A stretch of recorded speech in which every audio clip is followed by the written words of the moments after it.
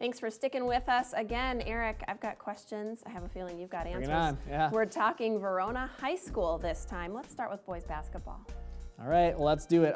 They finished 7th in the conference this year, so it wasn't the best year for them. They finished 9-14 overall, 6-12 in the conference. Now, I think I might have been part of a curse for them because after we called their game against Middleton, they lost 7 straight. They ended up falling.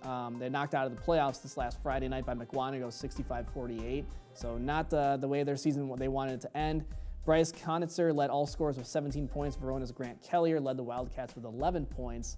The good news for them, they finished season 1 win better than last year's record, and then they lose 6 seniors this year. So they can still make some room to come up. So they lose Kellier, they lose Bowie Clements, but they still have, they're on an upswing.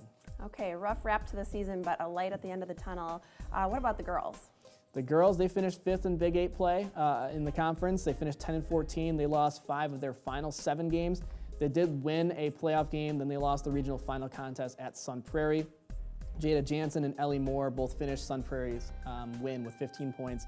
Verona only had 5 players score, so that was their downfall. They lose 4 seniors, so again, they should have some positivity moves forward to next season, so don't lose too many players, but they're looking for some improvements as well. Okay, now moving on to wrestling, they had state over the weekend, didn't they? There was state over the weekend, however, Verona did not end up competing in the team portion of state, so they did kind of recap their sectional results at Wanakee, which was the last for them.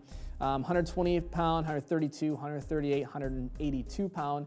Verona had 4 competitors, none of them won. Jonathan Herbst, Nathan Feller, Chris Garcia, Lance Randall all fell.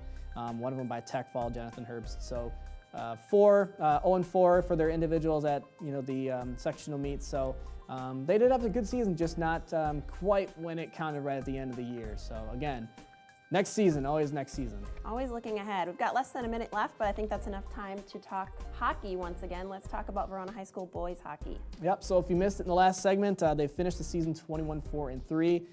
Verona boys fell to top-ranked and defending champion Hudson 4-1 in the state semifinal game over the weekend.